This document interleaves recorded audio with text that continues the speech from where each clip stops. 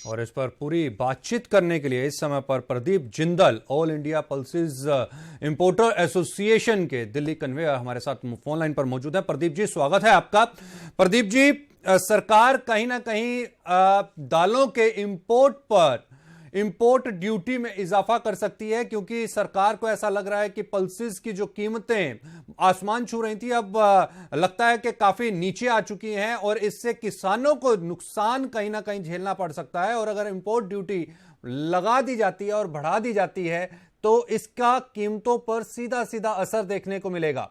क्या लगता है आपको, कितने फीसद असर दिखाई देगा? क्या दालें एक बार फिर से महंगी हो जाएंगी? देखिए जी, ये सरकार का अपना डिसीजन रहता है इंपोर्ट ड्यूटी लगाना। इसका जो असर होगा वो लॉन्ग टर्म के लिए बहुत घातक रहेगा। सबसे पहले तो इनको स्टॉक लिमिट से फ्री करना चाहिए। अगर किसी चीज को अगर मिनिमम सपोर्ट प्राइस है उससे नीचे जाता है तो व्यापारियों के लिए वो through out India stock limit से बाहर करना चाहिए। उससे इन्वेस्टर आएगा, गवर्नमेंट को माल नहीं खरीदना पड़ेगा और उनको भंडारण पैसा नहीं लगाना पड़ेगा। ये सारा काम इन्वेस्टर आने से मार्केट ऊपर जाएगा। जी जी। और इम्पोर्ट ड्यूटी का लॉन्ग टर्म पे सबसे बड़ा फर्क ये पड़ेगा, अगर इम्पोर्ट ड्यूटी लगती है तो इन टर्म्स ऑफ डॉलर जो भी एक्सपोर्टिंग कंट्री का एक्सपोर्टर है उसके रेट्स नीचे भाव में बिकते हैं। अल्टीमेटली उनका रिलेशन कम होता है। हो सकता है फिर वो लोग दालें ना उगा करके दूसरी आइटम कैनोला और व्हीट और सोयाबीन और बार्ले पे डाइवर्सिफाई कर दें, तो लॉन्ग टर्म के लिए सप्लाई शॉर्ट हो जाएगी। लॉन्ग टर्म के लिए सप्लाई शॉर्ट हो सकती है। लेकिन प्रदीप जी, इस साल तो बम्पर क्रॉप है, देश की भी बम्पर क्रॉप है। और अगर क्या ऐसा नहीं लगता कि अगर देश की ही अगर पहली बार ऐसा होगा कि क्रॉप ली जाए तो वो कहीं ना कहीं हमारी जो डिमांड है उसको मीट करती है, और अगर बाहर से इंपोर्ट अगर कम भी आता है तो उसका बहुत ज्यादा इफेक्ट जो है वो कीमतों पर नहीं पड़ना चाहिए। देखिए जी, ये जो अगर यहाँ रेट मैं मानता हूँ पर्टिकुलर ग्रीन बंग मीन्स में और तूर होल में, अरहर में, ये दो चीज में रेट नीचे आए हैं और अगर रेट नीचे आते हैं तो उतना ही डिमांड भी बढ़ जाती है जी। तो दालों का जो गवर्नमेंट बोलती है 22.1 मिलियन टन है, और अगर ग्राउंड लेवल पे देखा जाए तो 20 मिलियन टन से ज्यादा नहीं बैठेगा जी। लेकिन अगर 20 मिलियन टन भी माना जाए तो 20 मिलियन टन, और पिछला कैरी ओवर स्टॉक आप क्या मान करके चलते हैं? पिछला कैरी ओवर स्टॉक क्या होगा? कैरी ओवर इस साल कोई खास नहीं है। पिछले साल की तरह कैरी ओवर इस बार है नहीं। और जो पुराने इंपोर्ट के जो सौदे थे वो लगभग कितने एक्सपेक्टेड हैं? कितना माल जो है पुराने सौदों का, पिछले साल के सौदों का, वो पहुंचने की उम्मीद लगाई जा सकती है? ये तो कंटिन्यूअस चेन में रहता है और ऑन एवरेज 3.5 से 4 लाख टन हर महीने वो कंटिन्यूअस सप्लाई है जी।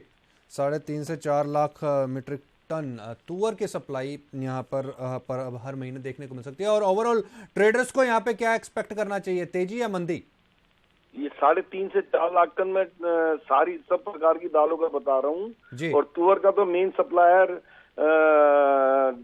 बर्मा है और बर्मा से अच्छी सप्लाई आ रही है जी। और अंदाजन बर्मा से 25 से 30 हजार टन बॉम्बे में और बाकी और पोर्टों में मिलाकर के 40-50 हजार टन हर महीने आ ही रहा है, 40 हजार टन के आसपास जी। तो उम्मीद क्या लगाई जाए, कीमतों पर क्या इफेक्ट पड़ेगा? क्योंकि अगर तुअर की मैं पर्टिकुलर बात करूं तो तुअर के प्राइस तो ऑलरेडी यहां पर नीचे फिसल चुके हैं, एमएसपी के भी नीचे हैं। तो अभी एट प्रेजेंट की अगर हम बात करें तो एट प्रेजेंट में कीमतों पर अभी आप और दबाव बढ़ते हुए देख रहे हैं या कीमतें यहां पर स्टेबल होंगी? क्योंकि अभी इसके ऊपर कोई फैसला तो आया नहीं है, ये तो एक चर्चा चल रही है सरकार के एंड पे। और अगर फैसला नहीं आता है तो कीमतें कहां जाएंगी, और अगर फैसला आ जाता है तो कीमतें आप कहां पर देखते हैं?